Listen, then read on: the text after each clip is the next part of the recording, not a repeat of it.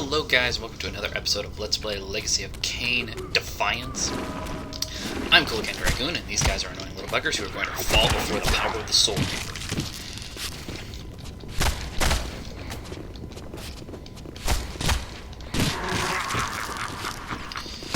In the last episode, we made our way through the next part of Kain's mission.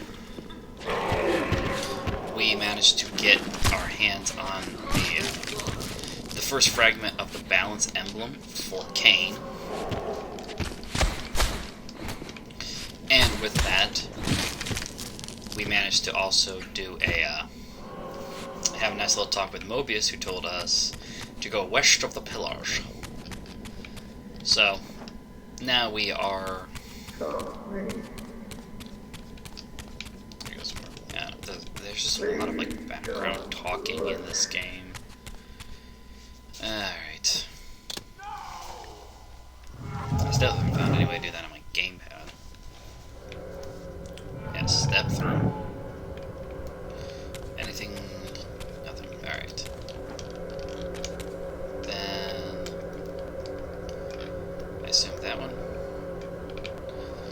Since I don't have to go back down there. Yep, okay. There we go. This is the way forward. Whoever designed these places are weird. I'm still not seeing any more shinies. I want the collectibles.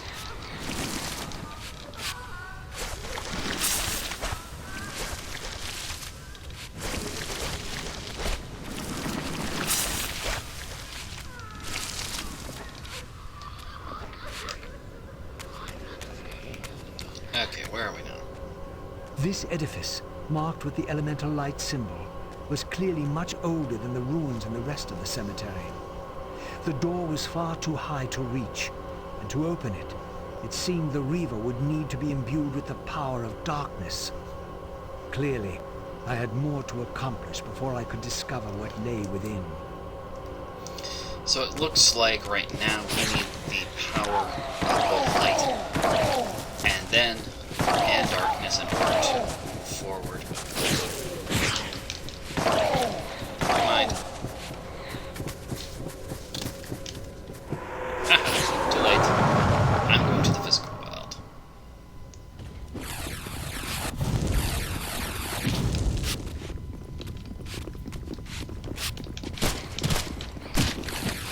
Come back here. I'm not done killing all of you yet.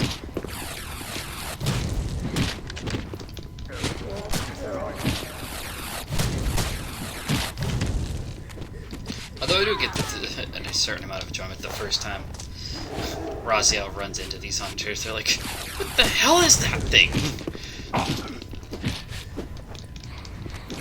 Because it's like, well, clearly, we're not exactly a vampire. There's not kind of any vampire they've ever seen before.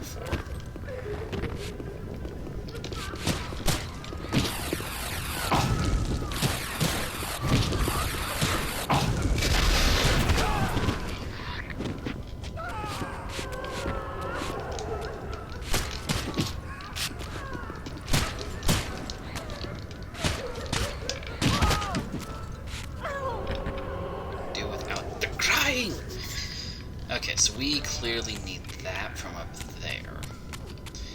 But like he said, we need the elemental power of darkness first. So let's go ahead and keep looking. There's got to be something around here.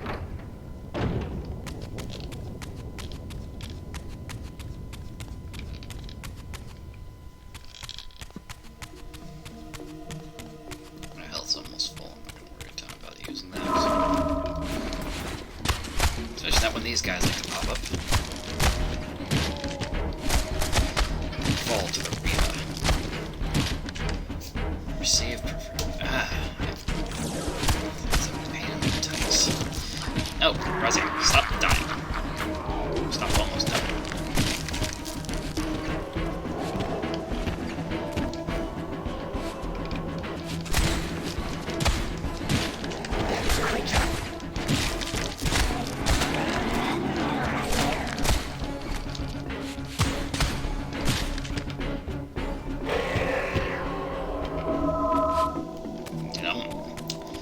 souls of dead things.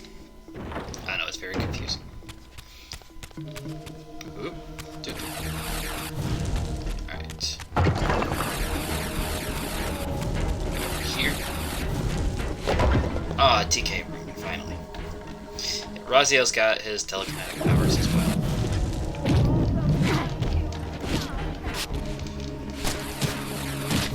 All the same basic, like, combat controls.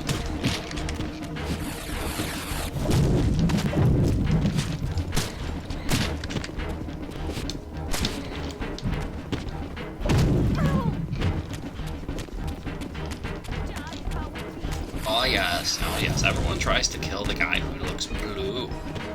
See? You're all racist against blue people. That's what you are. You're racist. And over here, I believe this should be the entrance. Let's double check once we get down here. Far enough in down here. As I get a little bit more comfortable. What is with you? Why do you keep trying to come back from the dead? Where are you even getting weapons from? Are you trying to tell me these guys are all buried in the middle of this room with their weapons?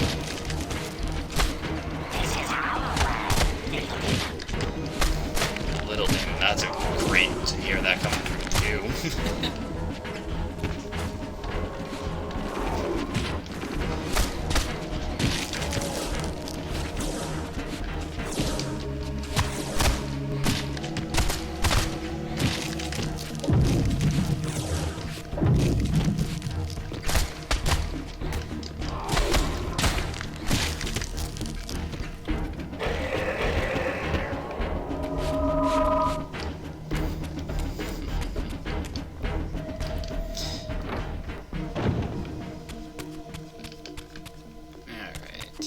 I think we're getting close.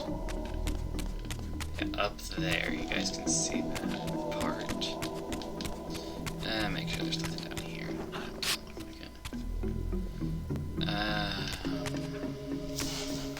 Shift. Rise up a little bit. There we go. And shift back.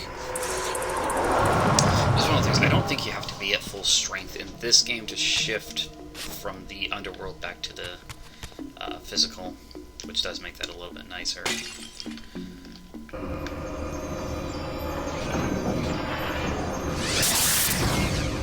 Alright, here we go. This is the entrance I've been looking for. The first forge.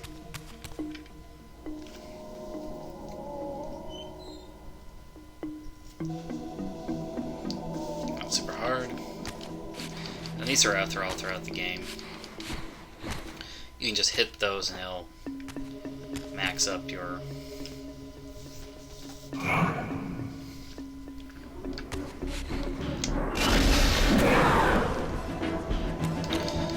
You hit those, they won't break, and they'll just continually charge the meter for your sword. Very useful, especially for Raziel, because a lot of the puzzles that we'll have to deal with Raziel, a lot of the puzzles that we deal with Raziel involve, as you may have guessed from Soul Reaver 2, different forms of the elemental versions of the Soul Reaver. As I stepped through, I felt a sense of displacement, as some arcane sorcery transported me away. This was clearly an ancient ruin of a vampire civilization. Perhaps here I would finally decipher the riddle of my destiny. Throughout these ruins, I found murals depicting the seminal events of vampire history. These scenes commemorated a great war between the ancient vampires and their rivals. In triumph, they banished their adversaries from the world and raised the pillars as the lock that binds them. The image of the Reaver was inscribed throughout this place, always depicted with reverence. The vampire's holy weapon was destined to be borne by their prophesied hero, for whom it was forged. But if this was my destiny, why had the Reaver tried to consume me? We're also going to be trying to figure out, obviously, Raziel's destiny, Kain's destiny, and how everything kind of fits together. So it's very much a game of discoveries, in my opinion.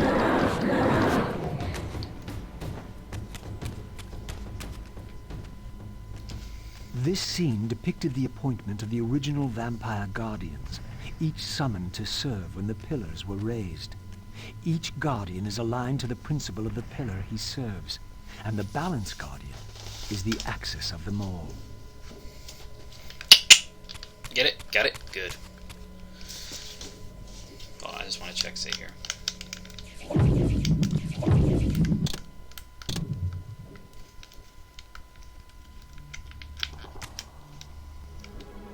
Nope, there are absolutely no buttons on my keypad that allow me to do my shift.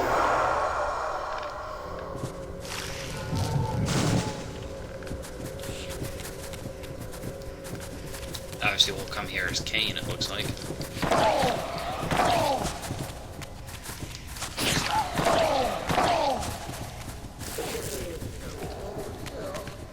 Alright, we need to find our way to here. We need to find our way back into the material realm.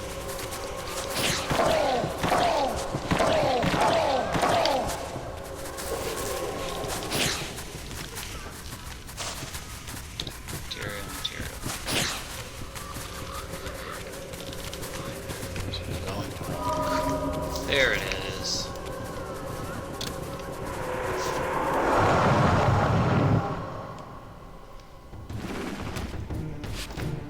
Right off the bat, we're not alone.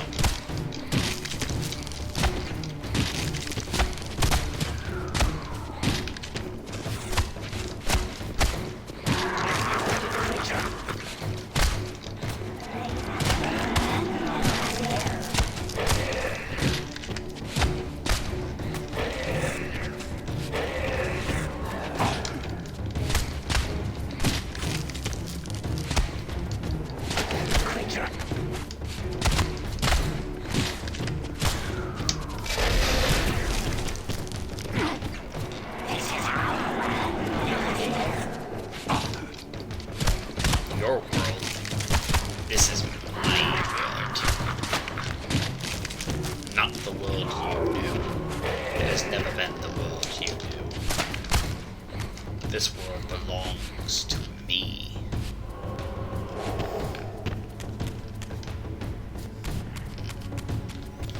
Alright, good. So now, shiny. Action.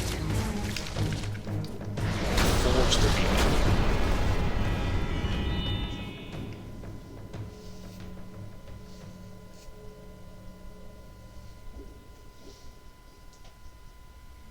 At last it was done. The Reaver was forged with darkness. As I felt this new power coursing within the Wraithblade, I knew that now the Light Temple would open to me. So now we have the power of the Dark Reaver again. We can do stuff like that. So for this game, we have to find different places like this. And each time you find one, something will happen with the gateway that brought you there. And then you'll have to go around and either strike orbs or turn off lights, things like that, to find your way back. There it is. And another health emblem. And the thing with Raziel and Kain is that, if memory serves me correctly, their upgrades don't affect each other. So, like all the telekinetic upgrades I found for Kain do nothing for Raziel. Similarly, all the health ones they don't do anything, so vice everything like that. And each one of the Reavers has special abilities once it's charged. Some of them are here very useful in combat, like with the just like with just the normal one. It just does like a massive burst, kind of like what we've seen. Not really that with the Dark Reaver. Its ability is much more puzzle-based, I'd say.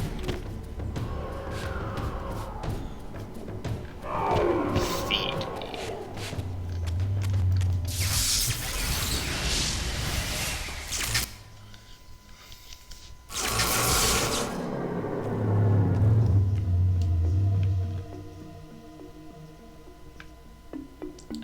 They're back.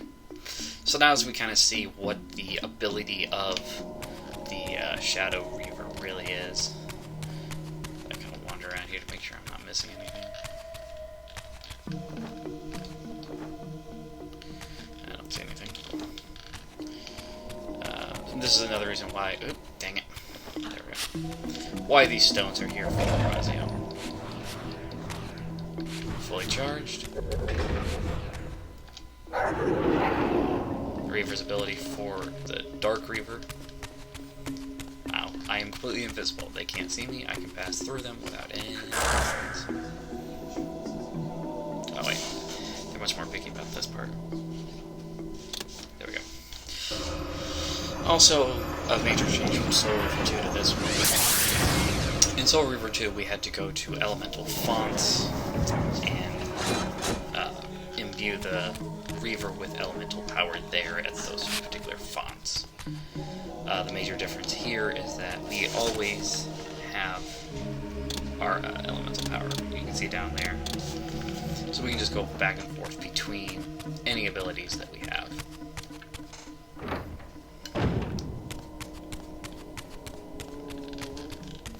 We make our way back. Excuse me.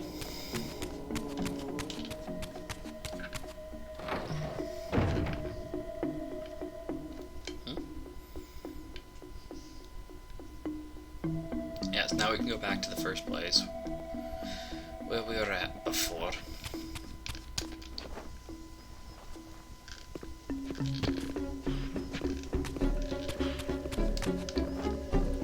I need to go back up there. Oh, shut up. And there's obviously a mage somewhere. That one. I am not a vampire, lady. I am a soul eater. I devour the souls of my enemies. We don't really need to fight any of those guys. Besides the fact they also can't follow us in here anyways. Thanks to the power of the Reaver. And we can go back down to where we were when we first re-entered the material world, you guys remember? Way back there. There was there were those two guardians. We couldn't get past them. But, hey, what are you doing here?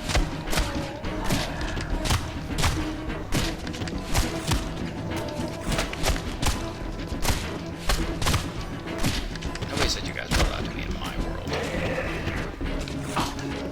Yeah, it was too late. That's one of the things. If you're too late, then you don't get the soul.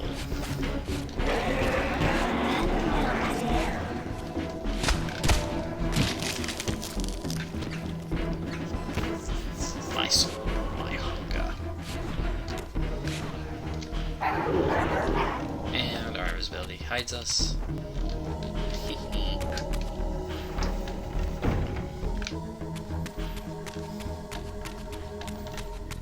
Almost looks like we're wearing kind of like a cape or a cloak now, doesn't it?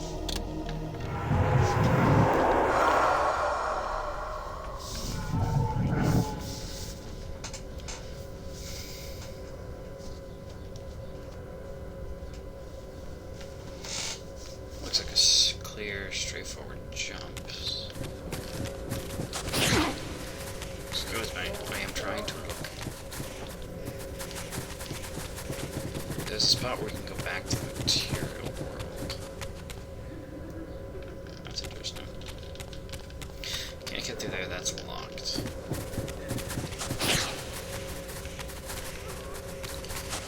Let's go ahead and see. I might not want to be in the material. I just saw that move, so I probably definitely won't want to be. But let's find out here first. I can't get through that way, obviously. I don't think I'm gonna make that, so let's go ahead and flip back. Closer to each other.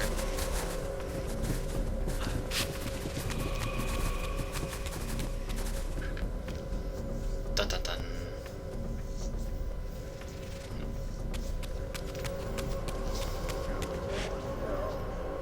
Against all odds, I had stumbled into Kain's own mausoleum. This seemed an unlikely coincidence. Done. So, yep, we made it back to Kain's own tomb. What happens? For the first Blood Omen, it kind of starts out with the cutscene. Nothing really is changing. Test it again. But Kain dies in Blood Omen, and then he's resurrected as a vampire here. So now we can see that's Kain when he was alive and still human. Very different from the Kain that we know. This Kain, and even from the Kain in either Blood Omen game. Becoming a vampire, his skin went completely white, his hair changed colors. And he'll eventually have only 3 claws.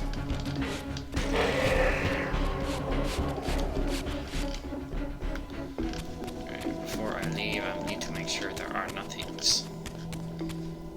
That just looks weird. Alright, what else have we got? More of you little fuckers. Why do you all keep trying to follow me?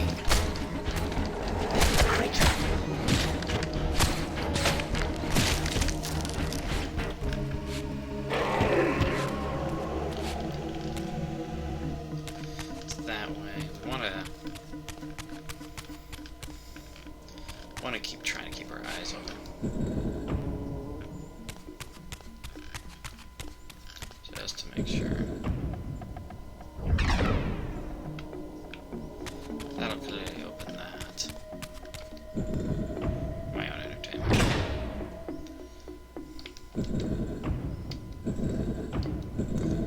Okay, yeah, so nothing else is really going to change. It's not like that room we were in earlier with Kain.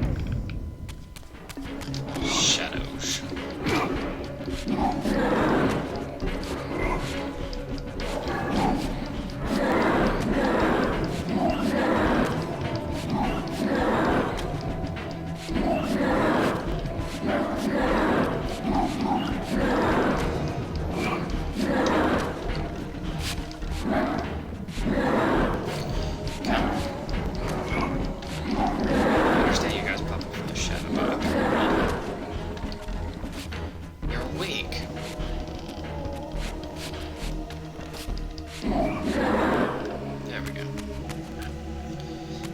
Back in this room.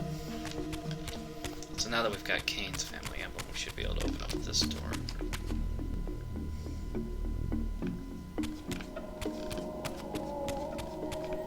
Anything? Any shiny? No, nothing shiny. There's that, there's that. Oh. Where are all the shinies in this game? Mendeleev. Heroes in general. That's one of the things. Oops.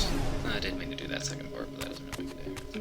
Now, this is one of the things. I'm partially confused by this. A while ago, I uploaded, a couple weeks back anyway, I uploaded my heroes in general matches that we had as part of the LPS, game night. I uploaded 4 matches. Currently, I'm going to just say currently, of the 4 matches, the first match has 9 views. The second match has 27 views. The third match has 9 views. And the fourth match has 4 views. For some reason or another, the second match is very, very popular. Why, I don't know. Oh, DK.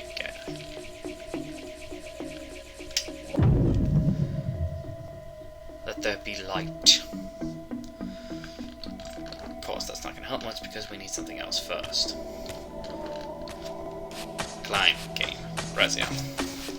Raziel.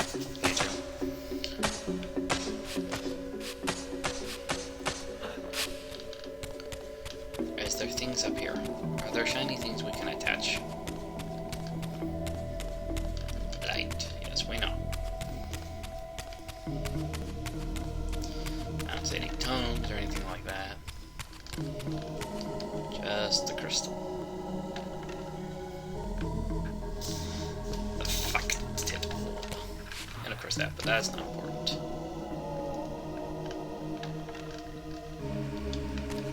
And we put that there. The light is already shining on it.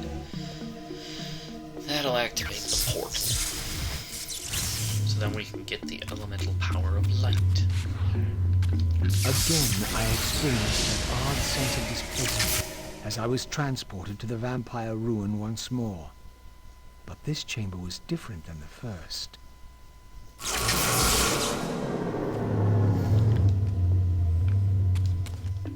In their defeat, the vampire's enemy retaliated with a terrible curse, afflicting the vampires with a bloodthirst that turned their once noble race into ravenous predators. This curse plunged the vampires into despair and apparently drove many to madness and self-annihilation. What was it that so devastated them that they were driven to suicide?